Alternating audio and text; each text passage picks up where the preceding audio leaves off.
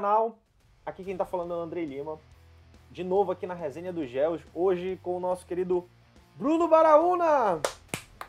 E aí, galera? Beleza? Simbora? Simbora! Hoje, como vocês podem ver, nós eliminamos uma dos nossos integrantes. Sim, a gente se juntou, nós fizemos uma votação e por 2 votos a 1 nós eliminamos a Pâmela desse episódio. Então, palmas para quem eliminou ela.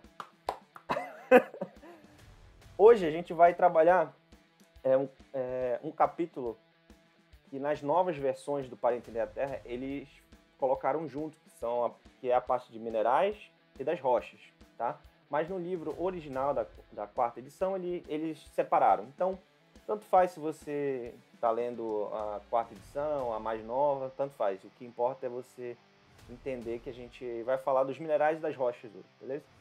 E, para nos ajudar, eu trouxe aqui um material bem legal. E como eu falei, esse episódio de hoje a gente vai trabalhar o Para Entender, só que nas edições mais recentes, eles colocaram o capítulo 3 e 4 da edição antiga juntos. Então a gente vai estudar hoje os materiais da Terra, que são os minerais e as rochas. Os minerais eles são os componentes das rochas e as rochas têm vários tipos, dependendo da mineralogia, da textura, da composição química, da temperatura e da pressão delas, a gente consegue classificar as rochas. Então, os tópicos que nós vamos trabalhar hoje são esses aqui. São 8 tópicos.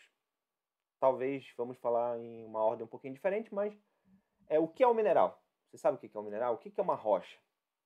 O que a estrutura atômica da matéria tem a ver com as propriedades dos minerais? Por que as ligações químicas são importantes para definir e para a gente estudar os minerais e as rochas? Quais são os principais minerais formadores das rochas? Quais são aqueles mais comuns na superfície da Terra? E quais são as propriedades físicas dos minerais e como isso afeta as propriedades físicas das rochas também? Então, esse é o episódio de hoje. A gente vai passar agora e vai começar a definição com os slides do Bruno. Vamos lá. E aí, galera? Beleza com vocês? Então, hoje na aula aí, como o Andrei já falou, a gente vai falar um pouco sobre os minerais. Vamos mostrar aqui algumas curiosidades e algumas aplicações, né? Para a gente entender um pouquinho aí desses elementos que estão nos cercando. Por exemplo, aqui, né? Esse óculos que eu estou usando aqui é feito de um mineral chamado silício. Daí tem partes metálicas de alumínio, ferro. Se você estiver usando um celular que é composto por tem alumínio, enfim, tem ouro nos processadores, enfim, nós estamos cercados por minerais. Mas o que é que os livros dizem, né? Qual é a definição de mineral? Se você está estudando aí para alguma prova, né? Então, para ser denominado mineral, tem alguns critérios.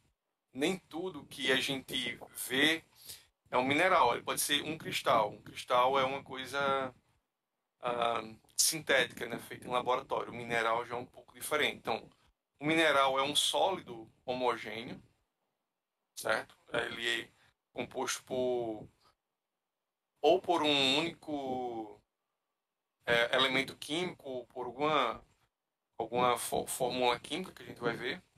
Ele é encontrado naturalmente, ou seja, ele não é uma coisa feita em laboratório. O mineral ele é formado por processos inorgânicos. Tem uma composição química definida, mas geralmente essa composição química ela não é fixa. Andrei vai entrar mais nessa parte aí. Uhum. E tem um arranjo atômico altamente ordenado. Geralmente o cristal, quando ele começa a se cristalizar, né? Então, quando é que um cristal começa a se cristalizar? Vejam, quando você bota a caçamba de gelo no congelador, você tem água no estado líquido. E os cristais de gelo, a gente tem que fazer o quê? A gente tem que diminuir a temperatura, né? A gente chega ali no ponto de condensação, começa a formar o cristal de gelo. Então, os minerais da natureza, né? Eles estão lá naquela sopa que a gente falou lá no capítulo 1 do Para Entender a Terra. Em algum momento, eles intrudiram ou extrudiram na superfície e se resfriaram também. E aí eles começaram a se cristalizar, né? Quando o magma ele chega ali no ponto de fusão, ou seja, diminuiu mais a sua temperatura, os cristais começam a se cristalizar. Quando o processo é extrusivo, ou seja, é um derramamento de lava na dorsal mesoceânica, ou um vulcão começa a derramar lava, esse contraste de temperatura é muito abrupto. Não dá tempo, geralmente, da gente ver um cristal ficar grande, se solidificar, ficar bonitinho. A gente geralmente vê aquele magma preto, a rocha mais escura, né? O basalto. E se vocês pesquisarem aí, vulcões, jogarem aí no Google, vocês vão ver que tem esse tipo de rocha, né, aos redores. Já quando a gente tem um magma que ele é intrusivo em outras rochas, onde o choque de temperatura não é tão grande, aí dá tempo dos cristais ficarem grandes assim, né? Uhum. Dá tempo dele ficar mais maduro, vamos dizer assim, um termo mais informal, Então ok? os minerais eles precisam de uma temperatura relativamente baixa, precisam de espaço, né, para se formarem e um tempo, demora, né, não é rápido. Isso, milhões, milhares de anos, né? E o oposto, volta lá, Bruno, rapidinho. E o oposto do sólido, por exemplo, seria, qualquer coisa que é líquida ou gasosa, não é um mineral, tá bom? Então, por exemplo, Exato. o gelo que é formado nas geleiras, ele é um mineral, porque é um sólido natural, Natural, exatamente. inorgânico, composição química definida, um arranjo não necessariamente ordenado, mas é natural. Enquanto que o gelo, que é feito na tua geladeira, ele não é natural. Então ele não é um mineral, porque você colocou a água lá. Então o gelo é um exemplo aqui clássico, né? Exatamente. Aí vamos lá. Daí, galera, trouxe aqui algumas curiosidades sobre alguns minerais, né? Queria que vocês acompanhassem com a gente aí. Então, na escala de Mohs, vou escrever aqui. Escala de Mohs. Desculpe minha letra feia. O diamante, ele na natureza é o mineral mais duro, né? Ou seja, a escala de Mohs vai de 1 até 10. Então, o mineral mais duro aqui na natureza é o nosso diamante, certo? Ele risca, ou seja, ele é capaz de riscar qualquer outro mineral abaixo dessa escala aqui. Tem várias aplicações, uso industrial, seja na escavação de túneis, confecção de joias, câmara de celulares, né? Mas, ah, tá aqui, aqui a escala de Mohs, né? Ou seja, tem um talco, mineral assim, mais friável, ou seja, se esfarela fácil, qualquer coisa já está ali riscando, quebrando ele. E essa escala aqui vai crescendo até chegar no diamante, né? Então, galera, aqui o diamante, a gente já falou, ele é o mineral mais duro da natureza, né? Ele é composto unicamente por carbono, ou seja, é, formado a grandes pressões e sob grandes pressões de temperatura, né? Então, como eu falei lá no slide anterior, muito usado para na indústria, na escavação de túneis, perfuração de poços, né? A gente tem essas brocas aqui diamantadas, né? Ou seja, o auxílio é a coisa mais dura, se a minério é mais dura, ou seja, ele tem uma facilidade para perfurar, cortar, né, escavar qualquer coisa, né? Também ele é usado aqui na produção de joias. E aí, seu namorado, seu marido já lhe deu um anel de diamantes? E André, você tem um aí? É só de ouro, Ah, ouro, ouro, ouro, ouro. o cara é chique. Eu ainda não tenho não, mas em breve. Ó, e aqui o celular, o símbolo aqui de uma laranja, vou entregar aqui a marca, vocês me digam aí. Usa também o diamante aqui na câmera. Por quê? Porque essa câmera vai ter uma melhor durabilidade porque ela não vai ficar se arranhando. Ou seja, não tem nada que risque o diamante, só outro diamante. A não ser que você esteja a fim de torrar dinheiro e tem um diamante aí na sua mão, queira riscar sua câmera do seu celular, não vai ser riscado. Se você tiver muito E entediado, pega no... entediado, que pega um diamante e vai riscar a lente do seu celular aí. Tá, e aí, como é que você sabe que alguém não surrupiou você aí? Vendeu um celular da laranja aqui falso aqui. Então, tem uns equipamentos aqui, ó. Um Diamond Selector, alguma coisa. Ele encosta essa pontinha aqui, daí ele checa a dureza, né? Aí ele sabe se é diamante ou não.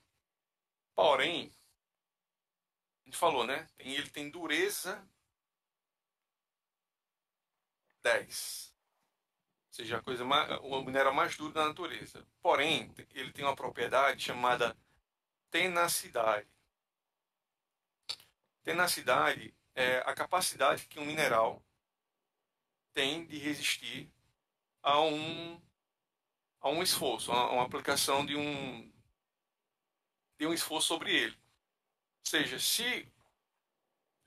agora, se o diamante ele recebe uma pancada aqui, uma martelada, ele, apesar de ser um mineral muito duro que risca outros minerais, ele vai se esfarelar como esse diamante aqui. Ou seja, embora ele tenha uma dureza alta, ele tem uma baixa tenacidade. Doideira, né? Legal. Ah, e só uma coisa interessante é que por que que o diamante ele é tão duro, enquanto que outros minerais eles são tão quebradiços e tão fáceis de arranhar ou destruir. Volta lá, Bruno. Essa escala de Mohs, ela é uma escala de dureza, então ela mede o quanto um mineral consegue arranhar ou ser arranhado. Então, por exemplo, aí você está vendo que o diamante é o número 10. Então, ele é o único que consegue arranhar todos os outros e não necessariamente ser arranhado por exemplo, a calcita, a patita. Né? E uma coisa interessante é que o talco, ele é o talco que tu usa no pé, só que a gente tira de uma rocha. Exatamente. A fluorita, ela tá muito presente no teu dente, né? A patita também. O corindon, que tá aqui, que é o 9, ele é bem conhecido pra gente como rubi. Né? A pedra que o pessoal usa para fazer joia é o rubi. Então, são minerais que são comuns pra gente. A gente, não que eu tenha um rubi ou então um diamante na minha casa, mas eu já vi nos filmes, né? Abre o jogo, André. Quem dera, né? Quem dera. Por exemplo, só para ilustrar aqui, a mãe de você está fazendo almoço, né? Aí tá cortando lá o frango, carne lá. Aí fala, meu filho, a faca cega da aguda serena, como a gente fala aqui no Nordeste, né? Daí, a faca, ela tem uma dureza. É um metal, o ferro, ela tem uma dureza. Para eu amolar a faca, eu preciso de uma coisa, de um material que consiga arranhar, riscar a faca. Porque se eu riscar se eu pegar a faca e amolar em uma coisa que seja menos dura, na verdade, eu vou deixar a faca mais cega. Uhum. Ou seja, ela tem que ser um material que tem uma dureza maior do que a faca para ela conseguir ser, vamos dizer assim, ser desgastada, né? Para eu conseguir deixar a faca no ponto lá. Então, são alguns conhecimentos assim que a gente vê na geologia, mas que a gente está aplicando isso aqui toda hora aqui no nosso dia a dia, né?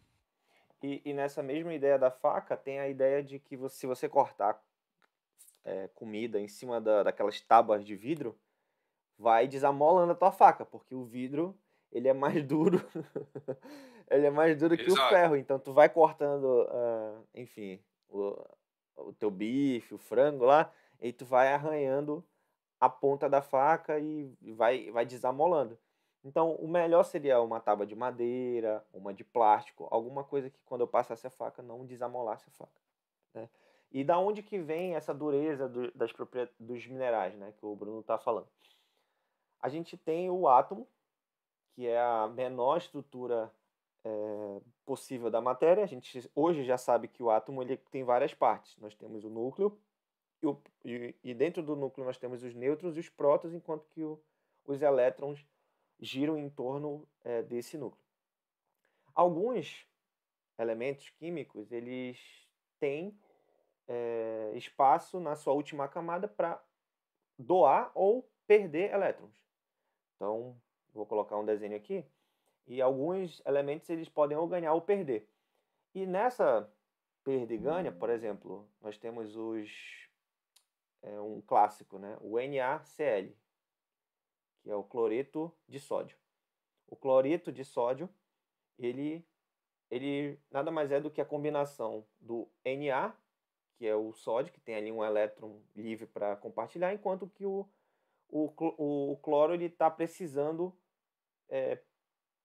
perder, está precisando ganhar, na verdade, está precisando ganhar elétrons para ficar estável na sua última camada. Então eles se juntam no que a gente chama hoje de ligação iônica. Então, quando há essa perda e ganha de elétrons, a gente chama isso de ligação iônica. Quando os elementos eles compartilham elétrons, por exemplo, o carbono, quando a gente compartilha esses elétrons, eles acabam participando dos dois elementos químicos. Então, por exemplo, o carbono ele compartilha elétron com outro carbono e com outro carbono. E essas ligações que a gente chama covalentes, que compartilham elétrons, elas são mais fortes do que as ligações iônicas. Então, essa é a primeira grande diferença das durezas dos minerais. Então, se aquele mineral tiver predominantemente ligações covalentes, aquele mineral vai ser extremamente forte comparado com os minerais que têm ligações iônicas. E na natureza, a maior parte dos compostos são iônicos, 90% deles são iônicos, enquanto que 10% deles são ligações ou covalentes ou um tipo especial que são ligações metálicas. Mas essa aqui é a ideia. Então, por exemplo, o diamante ele é praticamente só ligação covalente, porque é só carbono que tem lá e é só compartilhamento de elétrons. E é por isso que o diamante é muito, muito forte. Enquanto que o sal é muito fácil de derreter ele. É só jogar na água que ele já perde ali, os íons acabam se separando. Então essa que é a ideia, beleza? Bruno, continua.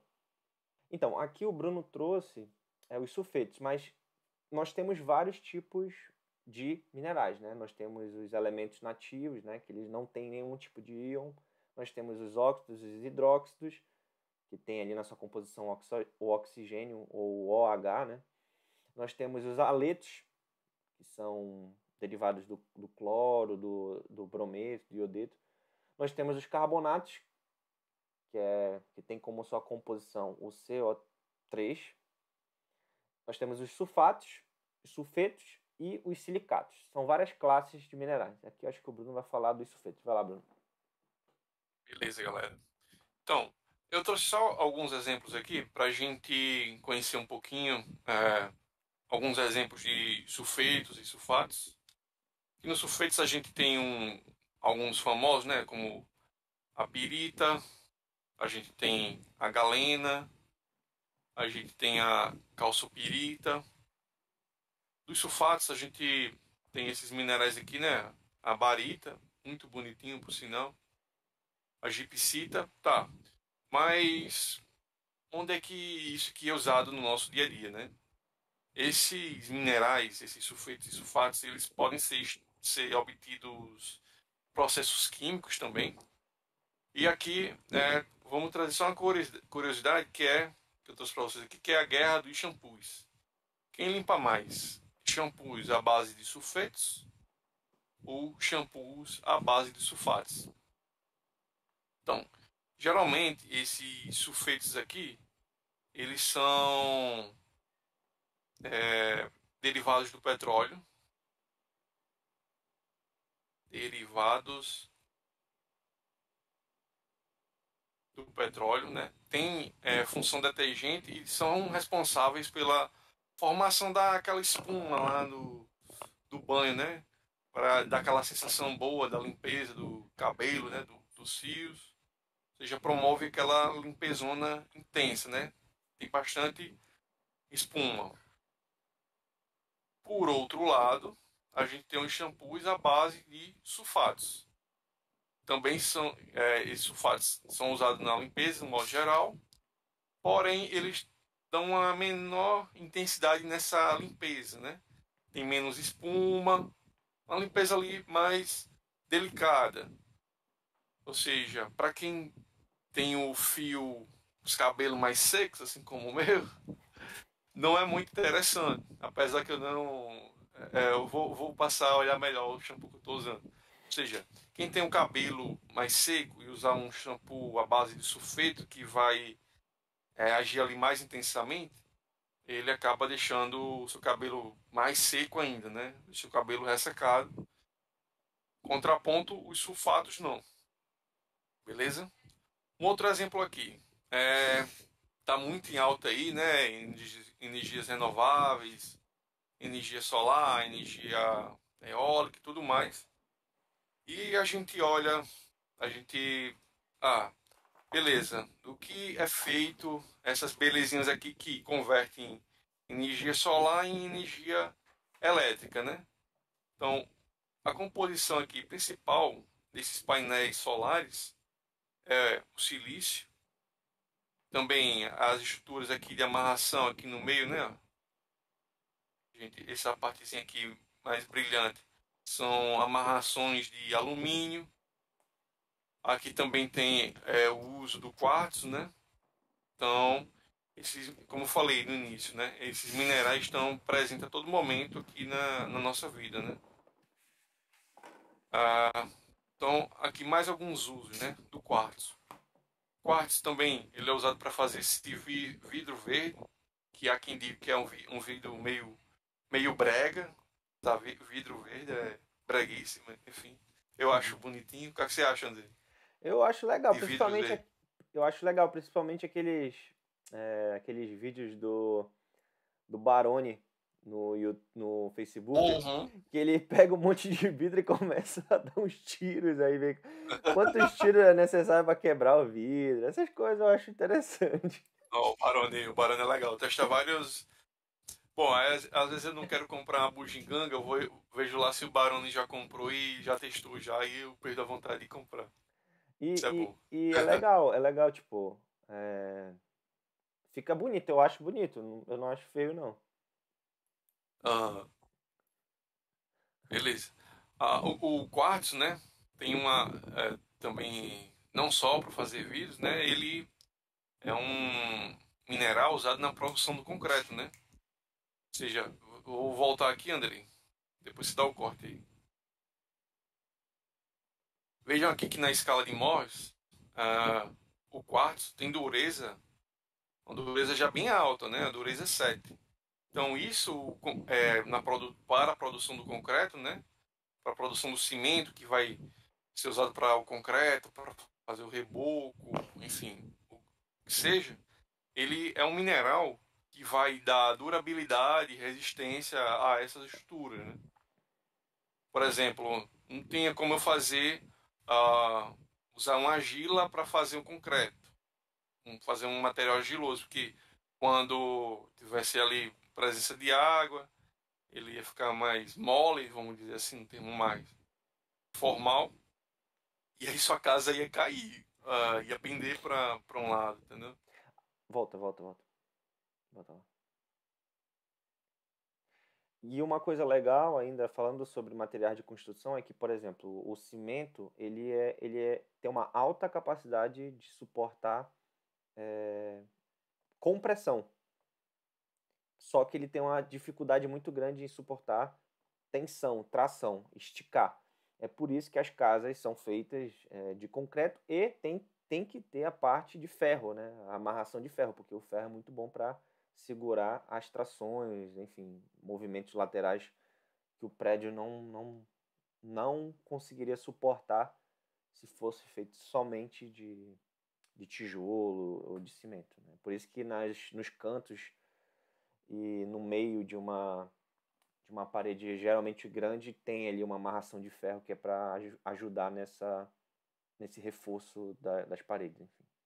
Outro mineral aqui, muito conhecido, né? Se você for no banheiro do shopping, vai ter aquele granito lá, bonito e tal. Você vai ver lá os minerais formadinhos e tal. E você vai ver alguns minerais nessa coloração aqui, que é o feldspato. É, a gente tem o feldspato plagioclásio, tem o feldspato, me lembra aí, Andrei, Ortoclase. ortoclásio, né? Isso. Então, para que essa belezinha é usada aqui no nosso dia a dia, o que é que ela faz, né? Então, ela é usada aqui na produção de cerâmica, né? Azulejos, tudo mais. É um mineral que ele é resistente ao calor. Então, aqui, ó, vejam, o vasinho, o troninho, né, que a gente senta aqui, faz lá nossas necessidades, a louça que a gente usa para tomar chazinho, para almoçar, o nosso pratinho lá e tal, feito aqui de feldspato, ok? E aqui um outro exemplo é a calcita, também usado na produção do, do cimento. E por aí vai, pessoal. A gente tem inúmeras é, aplicações de minerais na indústria. Ah, o nosso celular, por exemplo, é feito de a tela, né? Feito com safira, ela não é uma coisa que se arranha fácil. Hum, sei lá, A pergunta que não quer dá um calar. exemplo aí. Tu usa ou não usa calcita, Bruno? Se eu uso ou não uso? Calcita. Ou tu usa cuequita? Eu uso cuequita, meu amigo. E demorei pra pensar, não foi, André? Mas é cuequita também. Tem outras. Ó, se você voltar lá no fio de pato, volta lá. Tem geralmente esses feldspatos, essas rochas, elas são formadas de uma câmara magmática que fica exposta assim na superfície e o pessoal vai lá e corta, faz aqueles cortes bem bonitos de, sei lá, de mármore, pode ser de feldspato, do granito. Geralmente tem uma máquina muito precisa para cortar chapas, né? Chapas de granito ou de feldspato, de mármore. E geralmente é usado na ornamentação. Não sei se vocês já pesquisaram aí na internet para dar uma melhorada na tua casa. Vê quanto que é uma chapa 3 por 3 de, de granito, por exemplo. É extremamente caro. Então, são materiais que são usados para ornamentação. Se você for na Europa, passear na Europa, você vai ver que os principais as principais igrejas ou então prédios dos, das repartições públicas, elas são feitas de mármore, de granito. Então é uma maneira também de mostrar poder. Foi muito utilizada no período da antiguidade para mostrar esse poder. Hoje em dia é bem raro encontrar isso no nosso dia a dia, mas para esses prédios históricos é o que mais se encontra, né? Toda vez que eu vou numa igreja, então em algum prédio muito bonito, se tu chegar perto, assim, é um granito, é um mármore, é uma coisa bem diferente mesmo. O que que o É, Bruno... uma outra, utilidade aqui do feldspato, do tipo ortoclásio, né? É que o ortoclásio ele é rico em potássio, né? Então, uma vez eu fui em uma fazenda, uma dessas aulas de campo aqui do curso de Geofísica, né? E daí a gente via assim, um contraste na pastagem. Tinha uma localidade lá que tinha um afloramento assim de feldspato, esse tipo ortoclase, né? E tinha um pasto assim, muito bom, assim, mais avantajado do que outros da região. Então, o professor na época explicou, né, que o feldspato ele também é um fertilizante, né? Ele é usado na produção industrial de fertilizantes para a agricultura, né? Então, tem inúmeras aplicações, né? Os minerais. É só uma lembrança que eu tive agora. Uhum. Bom, e agora a gente vai voltar aqui nas propriedades. A gente falou levemente da dureza, a gente falou do diamante, Bruno já mencionou isso, mas nós temos as propriedades físicas dos minerais. A gente tem dureza, nós temos a clivagem, fratura, temos o brilho, cor, o traço, a densidade específica e o hábito cristalino do mineral. Então, o que é a dureza? Bruno já falou, mas qual é a relação com a dureza e as ligações químicas que tem naquele mineral? A gente já viu que quanto mais forte for a ligação química, mais alta dureza vai ter o mineral. Então, consequentemente, se o mineral tiver ligações predominantemente covalentes, a gente vai ter um mineral mais duro que os elementos da ligação iônica. E aí, Isso é se o elemento só for... complemento. Ah, fala. Foi Não, mal. e aí se o elemento tiver uma alta dureza, ele vai ser dificilmente quebrado. Então ele tem clivagem irregular. O que é clivagem? É a maneira como ele se quebra, se desfaz ali. Então, se as ligações são muito fortes, elas não vão se quebrar em planos preferenciais. Vão se quebrar em planos meio aleatórios. Então, se a ligação for forte, lembra, uma clivagem pobre. Se a ligação for fraca, então a clivagem é muito boa. Então, falando aí da clivagem, a gente tem um mineral chamado muscovita, né? Ele, ele tem uma clivagem, assim, ele se desplaca assim muito fácil. Tava uma vez lá na fazenda do meu tio, o açude tava meio seco assim, e assim, na construção desses açudes, né, o trator vai e ele corta a rocha e tal. E ficava algumas soltas lá, tava no fundo, eu achei bonita, brilhosa, um aspecto assim um pouco dourado. Aí eu, lesado, fui, não, vou ficar rico, vou levar isso aqui pra casa. Aí coloquei no bolso.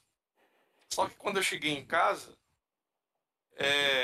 eu não me liguei que tava a rocha, né? Que tinha muscovita. Que a muscovita, na verdade, ela é uma mica, né? É uma mica muscovita. Essa denominação. E aí tinha arranhado o meu celular completamente. A tela, a traseira do celular ficou todo detonado. Essa é a minha história com. Uma das minhas histórias desde criança, assim, querendo caçar minerais. E uma vez eu cortei foi a minha unha, que eu fui enfiar o dedo para tirar, que ela tem umas camadas, parece Aham. um negócio mil folhas, né? Um salgado mil folhas. Aí eu fui pegar assim, eu torei o meu dedo embaixo, assim, que entrou certinho debaixo da unha. É o que eu lembro da muscovita. Aí como eu estava falando de brilho, né, da muscovita lá, mineral, né, quando a gente está classificando ele, a gente classifica e também em relação ao brilho, né? Ou seja, o que é o brilho? O brilho é uma quantidade de luz refletida por a superfície do mineral. O mineral, tanto ele pode ter um brilho mais metálico, como o ouro, o alumínio, o ferro, vamos dizer assim, quanto esse, quanto esse brilho pode ser não metálico. Aí dentro dos não metálicos tem os minerais que têm uma aparência mais vítrea, outros são mais resinosos, adiamantados ou mais sedosos ou sebentos, como a gente fala por aqui. Ou seja, são maneiras de a gente classificar, quando a gente fala do brilho, em metálicos e não metálicos. Aí dentro dos não metálicos a gente tem esses outros aspectos do brilho. Um brilho vítreo, resinoso e por aí vai. E essa propriedade, de novo, tem a ver com as ligações químicas. Por exemplo, aqueles elementos mais vítreos, eles predominantemente são formados por ligações iônicas, enquanto que aqueles com, enfim, brilhos variáveis geralmente é uma ligação covalente. Então, de novo, volta lá para as ligações químicas. Então, essa parte de ligação química é interessante. Se a gente não estudar muito a fundo, mas essa separação é interessante para começar a entender muitas das propriedades dos minerais. Também falando em relação a brilho, né? Também tem uma outra propriedade ligada ao brilho que é a transparência dos minerais. Por exemplo, eu achei uma turmalina, tô rico, e só que tem uma turmalina preta que ela é opaca, chama turmalina frisita. Apesar de ser uma turmalina, ela não tem valor econômico nenhum, porque ela não tem transparência.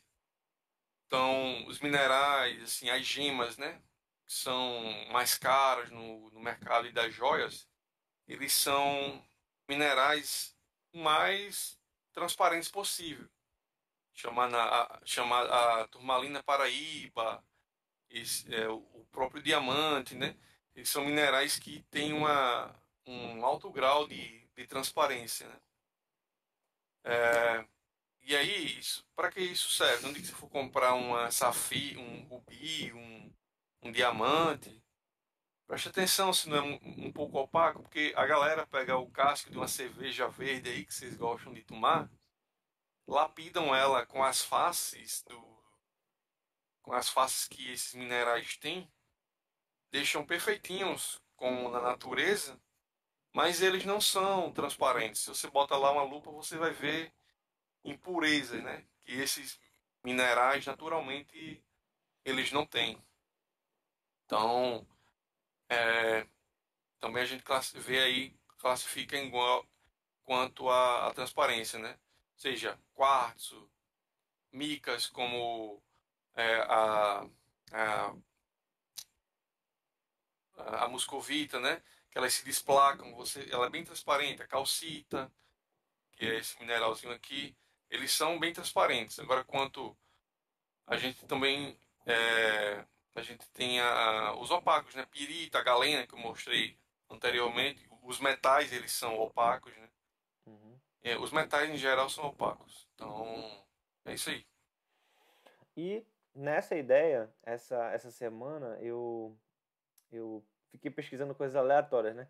Aí, aí eu vi um canal no YouTube que é só sobre prata. E aí ele testa para ver se a tua prata é falsa ou não. Isso serve para ouro também. Então aí beleza, eu vou fazer os testes que ele falou para ver se a- o anel, né, que eu comprei é de ouro ou não, né? Aí o primeiro de todos, né, ele pegou um imã. Ele pegou um imã Já fiz esse teste aí também. e aí não gruda. Aí beleza, já começamos bem. Aí ele fez um lá com ácido, né? Ele fez um com ácido lá. Ele misturou, acho que foi cloro com vinagre, e aí dá um ácido clorídrico e aí ele consegue ver se a peça é preta ou não, né? Então se for ouro, não vai apretar. Uma outra maneira também é botar e medir a densidade, só que esse é um pouquinho mais complexo. Eu achei a do ímã mais legal, então é só por isso. Então, olhando só o ímã, pessoal, isso aqui é puro, viu? Então, É, eu não fui enganado. Bom, pessoal, então esse foi a ideia principal dos minerais. Nós falamos as principais propriedades físicas e esse conhecimento ele vai dar o embasamento para a gente entender o que são as rochas. As rochas são agregados sólidos de minerais que ocorrem naturalmente na natureza. Então, a combinação de vários minerais vai te dar uma rocha, tá? E existem três tipos de rocha. A gente vai ver que existem as rochas ígneas, que são rochas formadas no interior da Terra, são criadas a partir de magma fundido. Nós temos as rochas sedimentares, que são rochas criadas a partir da litificação, solidificação, soterramento de sedimentos. Os sedimentos nada mais são do que pedaços, fragmentos dos minerais ou de outras rochas. Pode ser uma outra rocha que foi erodida, que sofreu o que a gente chama de intemperismo, e esses grãos vão formar as rochas sedimentares, que são, para a gente, na nossa ideia, na nossa exploração de hidrocarboneto, exploração de água, são as mais interessantes. Porém, nós temos também as rochas metamórficas, que junto com as ígneas formam a maior parte do volume da Terra. Então, mais de 75% do volume da Terra ele é feito de rocha ígnea e metamórfica. Rochas metamórficas são rochas modificadas, pode ser ígnea, sedimentar ou propriamente ou rochas próprias metamórficas que foram modificadas. Então, em termos de volume, as ígneas e as metamórficas são as que possuem o maior volume na Terra, mas em termos de área que ocupam na superfície da Terra, as rochas sedimentares são as que cobrem. Então pensa que as rochas sedimentares é o que mais está no nosso dia a dia, que cobre a maior parte da superfície da onde a gente vive. Se a gente for olhar só o volume, as ígneas e as metamórficas, elas ganham em quantidade, tá? é isso. Por exemplo, falando aí dos tipos de rocha, né? Então, como o Andrei já falou, as rochas elas são compostas por vários minerais. Só que quando um geólogo, geofísico lá está analisando toma aí essa rocha. Então, lá na faculdade a gente tem aula de mineralogia, tem petrofísica e tudo mais, e a gente passa a conhecer é, as características de alguns minerais e a partir disso a gente pode classificar as rochas. Por exemplo, alguns minerais eles só estão presentes em rochas metamórficas. Eles surgem em determinadas condições de pressão e temperatura. Então, basicamente é o seguinte, vamos lembrar lá atrás, a gente tinha a grande sopa, essa sopa foi se esfriando, os minerais mais densos, eles, sob a ação da gravidade, eles foram lá para o manto tal. É, minerais mais densos, silicatos, eles foram para formam, né, a nossa crosta terrestre. Só que lembrem que a gente tem as correntes de convecção que estão ali trabalhando nos limites de placas convergentes, divergentes e tudo mais. E porventura esse magma, ele pode vir a ser extrudido, que é quando um vulcão entra em erupção e derrama aquele magma vai gerar rochas ígneas de fogo, né? Então, aí ele vai gerar um tipo de rochas, rochas basálticas mais ricas em ferro, mais densas, e a gente não vê cristais se formando bem lá nele. Então, rochas mais ricas em ferro, mais densas, mais pretas, como eu falei no início, né? Só que aí tem as rochas ígneas que elas são intrudidas. Elas entram dentro de outras rochas em canais que a gente chama de soleiras, quando ela entra na horizontal, ou diques, quando a gente entra na vertical. E a gente vê que né, quando ele chega à superfície assim, a gente vê lá o basalto, mas quando esse magma ele fica em subsuperfície, ele dá origem a rochas ígneas como granito, rochas ígneas que os cristais são mais bem formados. Beleza, aí vamos supor, bacana. E aí, falando um pouco, assim, entrando no ciclo das rochas, essas rochas ígneas lá, em milhões de anos, elas passam por processo por intemperismo. Intemperismo é um conjunto de processos físicos e químicos que vão gerar desgaste nessa rocha. Por exemplo, as praias do Brasil, de modo geral, são clarinhas. Elas são feitas de minerais, principalmente quartzo. Ou seja, porque próximo ali à costa tinha a rocha matriz, a rocha geradora daquele sedimento, e aí formou sedimento quartzo. Se você pegar ali na sua mão a areia da praia e olhar assim com a lupa, você vai ver ali são cristais de quartzo menores, né? Uhum. Em outras praias, como a gente mostrou, era onde, Andrei? No Na norte, Islândia, na Islândia. na Islândia. Então, ali a gente mostrou uma praia lá. Você volta. Foi no capítulo anterior, né? Capítulo 2. No capítulo 2 que o sedimento da praia é mais escuro.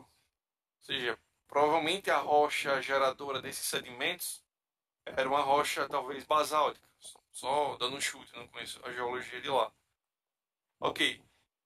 Daí esses sedimentos vão se acumulando, vão formando camadas, né? E, enfim, vão gerando essas rochas sedimentares. Isso é uma explicação bem superficial.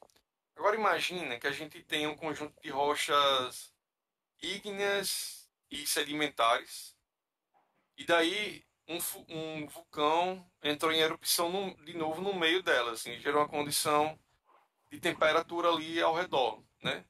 Houve um vulcão surgiu assim, do nada, vamos só supor. Ou seja, ele vai invadir, ele vai entrar no meio da. O vulcão chega aqui no meio da rocha ígnea, da sedimentar, ele não quer saber quem é quem, e ele vai cozinhar essas rochas.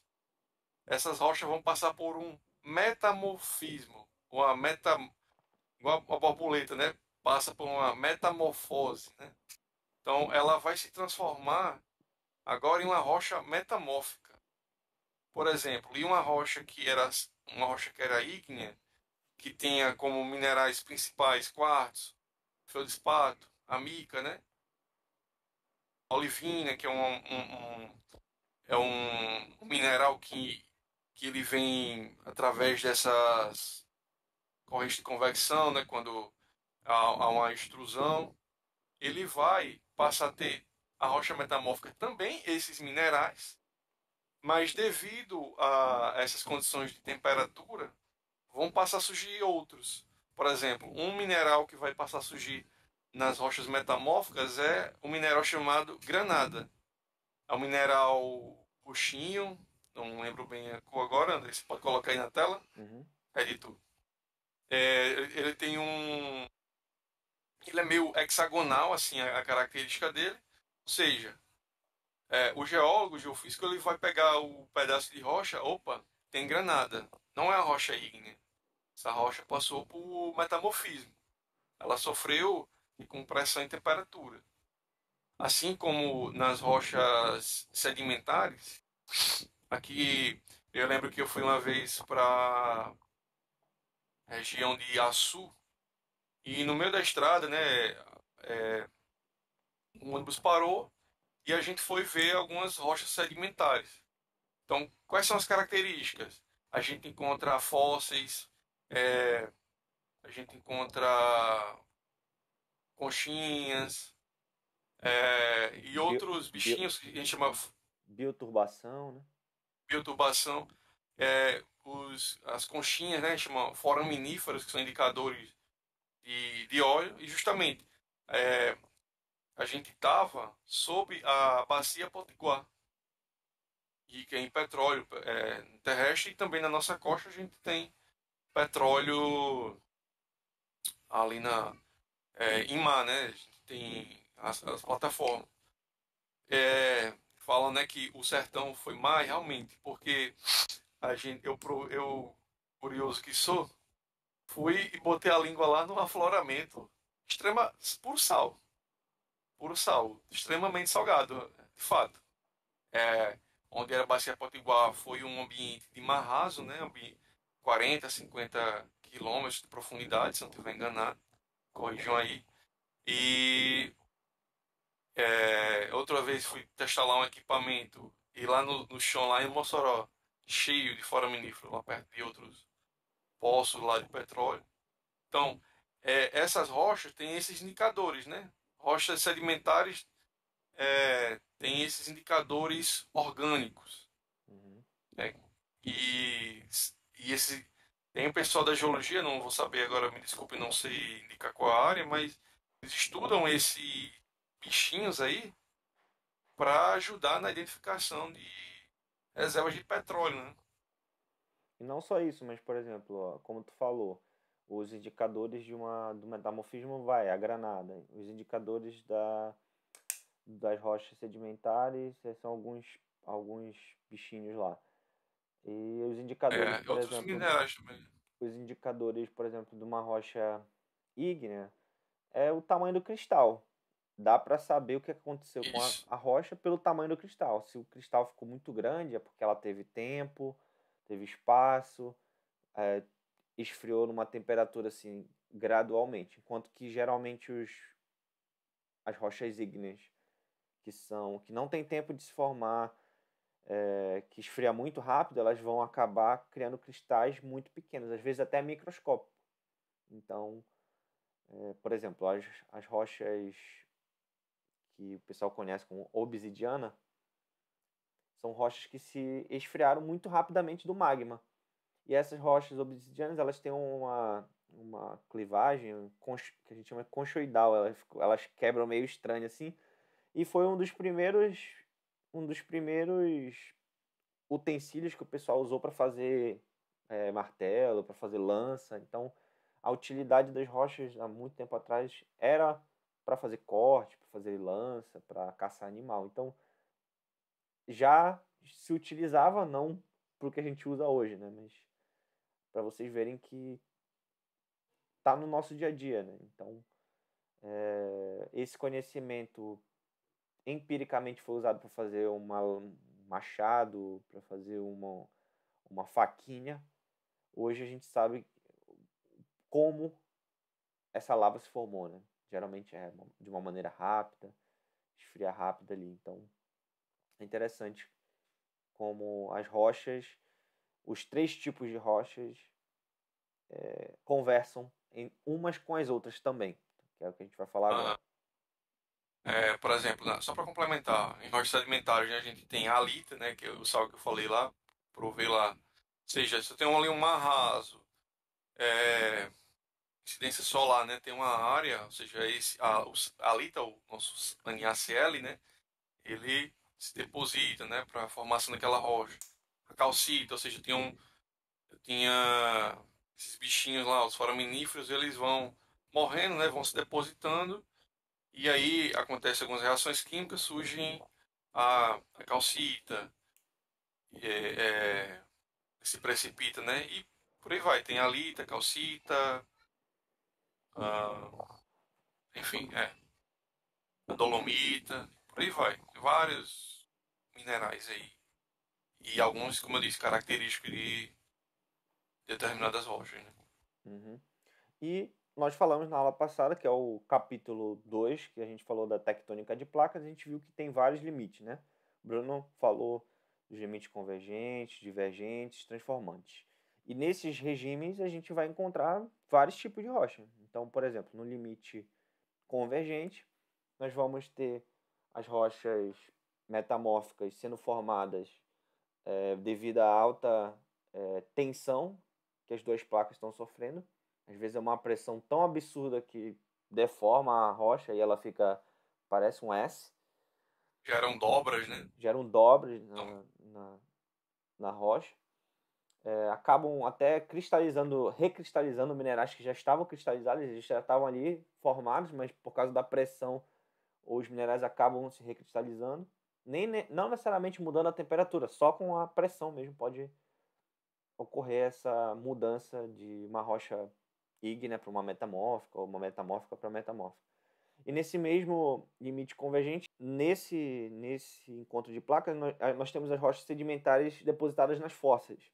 E enquanto que, por causa da subducção da placa e do derretimento dela, ela vai voltar como um vulcão. E aí volta uma rocha ígnea. Então, nesse mesmo contexto, nós temos ali rochas metamórficas, rochas ígneas e rochas sedimentares. Então, elas acabam se interligando. Então, a gente vai falar agora dos ciclo das rochas. O que é o ciclo das rochas? Também conhecido como ciclo de Wilson. É o TUS-Wilson. Nada mais é do que a transformação de um tipo de rocha para outro. É uma interação entre o que a gente chama de sistema da tectônica de placas com o sistema do clima.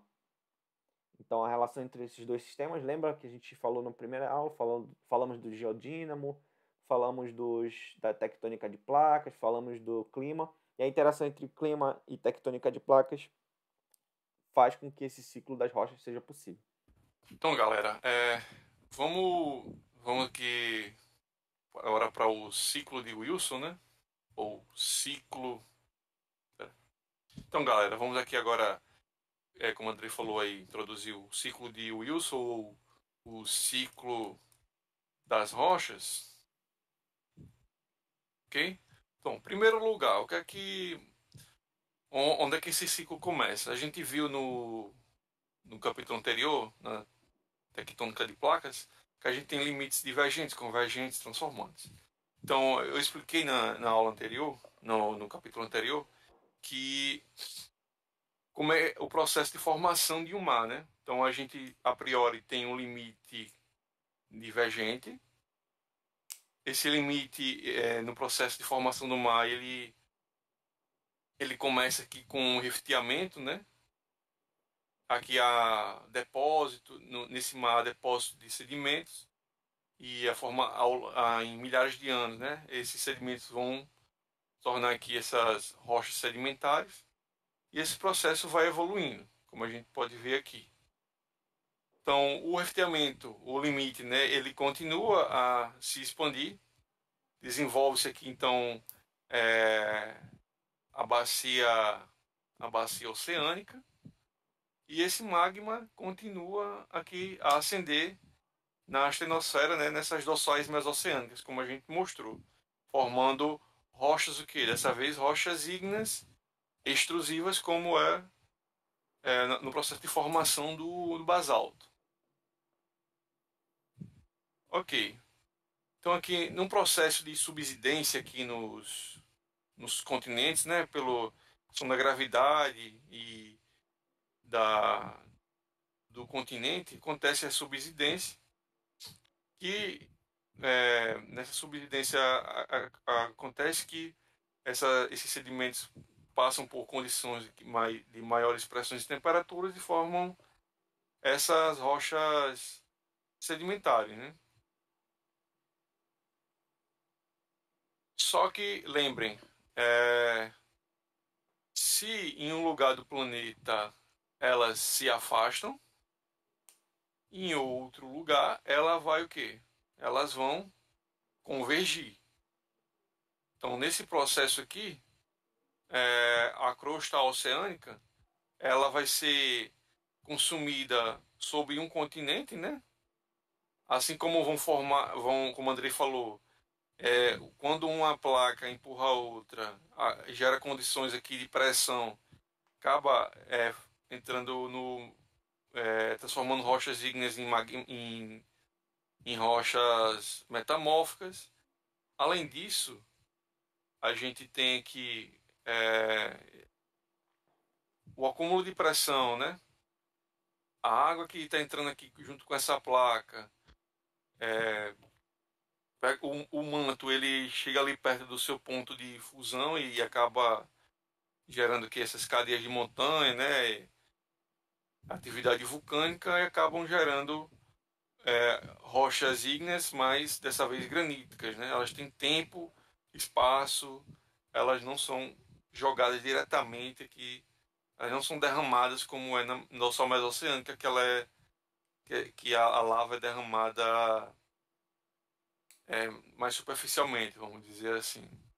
Esse processo de vulcanismo aqui, como eu falei, né nesses limites de placa, além de gerar cadeia de montanhas e tudo mais, aí é o que Andrei falou, né? Esse vulcanismo ele continua aqui, ele continua a alterar a rocha ígnea que a priori ele gerou, Sore- bom, porém, a gente nessas cadeias, né, de montanhas, onde as nuvens, vamos dizer assim, nesses cinturões, nessas cadeias, essas nuvens ficam acumuladas, geram precipitações e tudo mais, seja chuva, sol, acaba desgastando aqui essas rochas que ígneas e metamórficas, e esse desgaste geram os sedimentos. Esses sedimentos, por sua vez, geram o solo, né, que é usado para agricultura e tudo mais, e esse ciclo se repete. É como eu falei, ah, rochas ígneas, né? As rochas têm feldspato, e onde as rochas tiverem mais, vamos supor, só um exemplo, né? Mais feldspato do tipo ortoclásio, elas são mais ricas em potássio, as terras são mais férteis. Ou seja, o ciclo ele é um processo de cria a rocha, desgasta a rocha, é, em mar, Altera a né? rocha. Altera a rocha, consome a rocha, é a rocha reciclada, aí ela, processo de vulcanismo, pega essa parte aqui que foi reciclada, rocha consome, torna ela em rocha ígnea, ela passa de rocha ígnea ah, intrusiva, né? Em rocha ígnea é, ou extrusiva e intrusiva, formando rochas graníticas, né? Com cristais maiores. Daí o processo de vulcanismo nesses limites de placa, né? Eles continuam aqui ativos, né? Gerando aqui subsidências aqui nesses limites, ou seja, o vulcanismo aqui alterando a rocha, a, e o clima, né? O O sistema, que acontece no 4 para o 5 é que fecha o continente, vai ter o choque das duas placas continentais. Essas duas placas continentais elas vão acabar se soerguendo, né? Vão ficar mais altas ali do que a maioria do terreno. Essas montanhas elas acabam impedindo que as nuvens passem normalmente como elas passavam. Então elas exato, acabam de um lado formando chuvas. Essas chuvas elas vão fazer o que a gente chama de erosão, elas vão corroer a rocha e vão depositar os sedimentos lá embaixo. Enquanto que do outro lado, por causa da falta de chuva, né, que a nuvem não vai passar, ela vai chover só de um lado, do outro lado vai ficar seco, que também causa rachaduras, quebras no sedimento, na rocha, que vão também gerar sedimentos que futuramente vão gerar as rochas sedimentares. Então, esse ciclo ele é repetitivo, ele ocorre milhares e milhares, ocorreu já milhares e milhares de vezes na história da Terra. Porém, é um processo lento. Alguns deles a gente consegue ver mais fácil que outros, enquanto que, por exemplo, eu ainda não vi, ou então eu tenho dificuldade de ver, de imaginar uma rocha virando metamórfica por causa do choque. Eu não consigo pensar muito nisso. Enquanto que, por exemplo, eu consigo pensar que uma rocha está sendo corroída por causa da chuva, porque quando eu estou na praia eu vejo a areia correr, eu já vi vídeo de vulcão, eu acho que eu consigo ver, mas a da metamórfica talvez é a que eu menos consigo imaginar uma rocha se formando por causa de encontro de placas. Então, pessoal, esse é o ciclo das rochas, é o ciclo também conhecido o ciclo de Wilson. Isso aqui cai bastante em concursos, já vi várias questões sobre isso. Eu posso até botar um exemplo aqui no quadro, aqui no painel, para vocês tentarem fazer essa questão. Tenta fazer rapidinho, dá pausa e faz aí. Faz aí. Beleza. Já tentou? Era bem simples, né? A resposta é essa aqui, ó. Então, pessoal, esse foi o capítulo 3, Minerais e Rochas. Obviamente, a gente passou bem por cima, porque esse capítulo realmente é uma overview. A gente dá uma pincelada ali nos tópicos. E os próximos capítulos eles vão acabar se aprofundando ou nas rochas em si, ou nos processos que formam esses 3 tipos de rocha. Né? Quais são os processos que formam as rochas ígneas? Vulcanismo. Quais são os processos que formam as rochas sedimentares? Erosão, intemperismo, soterramento. Quais são os processos que formam as rochas metamórficas? Encontro de placas, isso vai gerar dobras, enfim, vai ter várias e várias coisas para a gente ainda trabalhar. Então espero que vocês tenham gostado. Se você gostou, se inscreve no canal. Eu não pedi nos outros episódios, mas nesse eu vou pedir. E dá o like, se inscreve e escreve aqui no comentário se você sentiu falta da Pamela ou não. A gente vai votar para ver se ela vai voltar pro próximo episódio. Vai ver. Beleza? Então é isso. Tchau, pessoal. Valeu, galera.